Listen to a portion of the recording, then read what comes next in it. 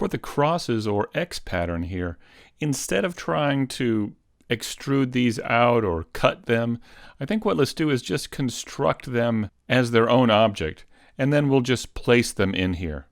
Ultimately, we'll be retopologizing this, and this will be pretty much all one object. And we'll get that detail in the normal and ambient occlusion maps when we bake them. So I'll go to a new layer here, and let's go ahead and just create a cube. And let's begin with that.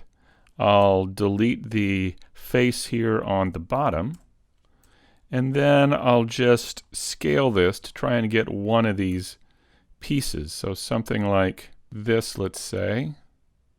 I'll go ahead and add some edge loops here while I have it. I'll insert maybe 3 edges here.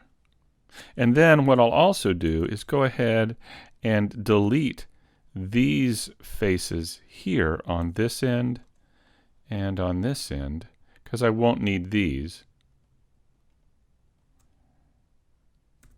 There we go. And I'll also insert 2 edge loops here and scale these out so they're near the ends as well. So we're going to hold that edge like that. Now let's go ahead and add a subdivision surface modifier to it and smooth it. Now let's go to our top view, and I think all I need to do is rotate this, say 35 degrees, and then I'll duplicate it and then rotate it back -70 degrees like that. So I just pressed R -70, and now I'll select both of these and press Ctrl J to join them together into one object. And now we have a piece that we can fit into here. All right, so let's go back to our other layers here. And what we should do is spin this around, say, in the Z, RZ90. And we also need to spin it around in the Y, RY90. There we go. And let's move it over here and try and put it in place. All right, so here is our X that we're going to try and fit in here. Maybe let's put this right in here for now. And then I'll just duplicate this and move this in the Y, and one more time, like so. Now, let's try and bring these out a bit so they fit right in here. There we go. Now, I don't like this piece here. What I'm going to do is go ahead and join these with Ctrl J and then move the pivot point into the center of the geometry. And then I want to scale it up just a bit. See if I can get rid of that piece there like that. Yeah, so I just didn't want that extra cross here at the top and the bottom is all. Now we need to clip these pieces off, and we can do that in the same way we did that hexagonal grid on the scope. What let's do is use this piece as a cutter object. I'll move those out a bit like that, just so they cut the top and the bottom off. So then what I'll do is call this my cutter. I'll call this A_cutter. And then I'll take this object now, add a Boolean modifier to it. I will select the object, I'll select that A cutter, and I'll change the operation to difference. Now before I actually try and cut these, I think I better apply the subdivision surface modifier. So I'm going to go ahead and take this up to 3, let's say, and I'll change the shading to flat. Then I'll come over and apply that subsurface modifier, and then I'll go ahead and apply the Boolean. Now if we tab into edit mode and I hit the L key here, we can see that we're only selecting this part of the object out here, and I'll hit X and delete those. We can also find a few of the objects out here. Let's go ahead and delete these as well here. And there we go, we have those pieces clipped.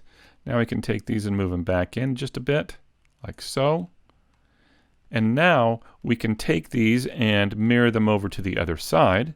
I'll first move the pivot point over to the center of the grid. It looks like the cursor is already there, so I'll just come over here and choose Set Origin, Origin to 3D Cursor.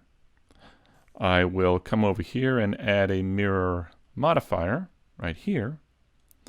And it turns out that we need to apply our transform since we aren't seeing it here, so I'll press Ctrl A and let's apply the rotation and scale. And there we go. Let's take a look at adding a few edge loops so we can create these indentations here. So it looks like I could create one here, but let's see if we can get 3 more. So I'll insert an edge loop and scroll the mouse wheel here, and let's see if we can get 1, 2, 3 more here. It looks like we can.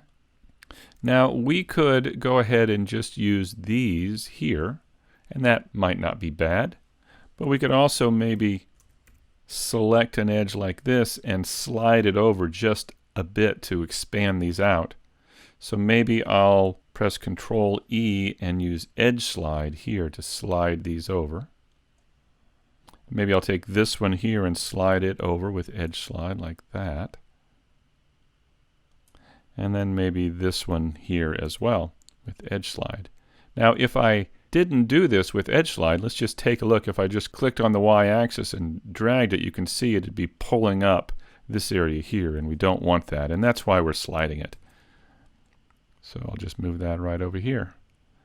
Now let's grab these faces here, and let's just hit E, and then before we extrude in any more, let's hit E again, and then pull in like this. There we go.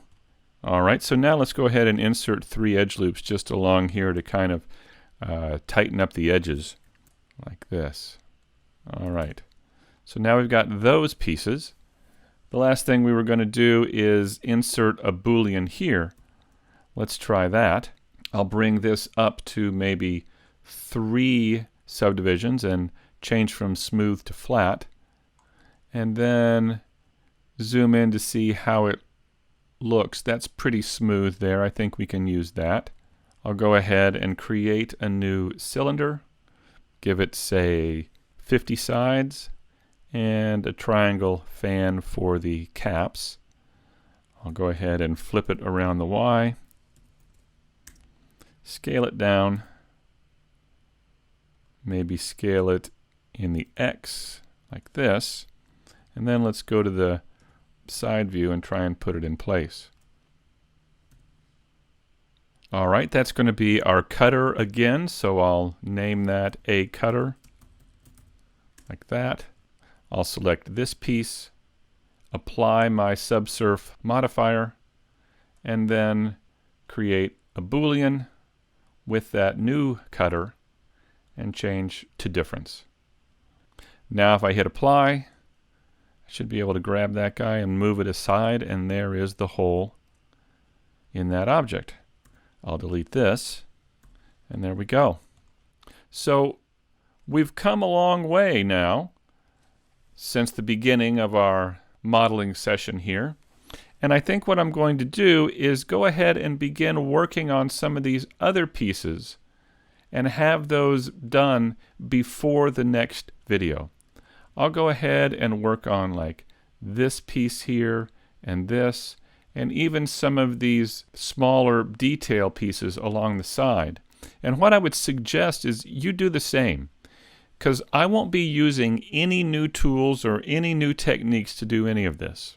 This is just continuing the same processes and same techniques as we've been using since the first video. So take a bit and go in and see what you can do in creating some of these detail pieces that sit on the outside of the main pieces here. I'll do the same, and in the next video we'll talk a little bit about what we've done and how we did it. And then we can begin moving on to retopology.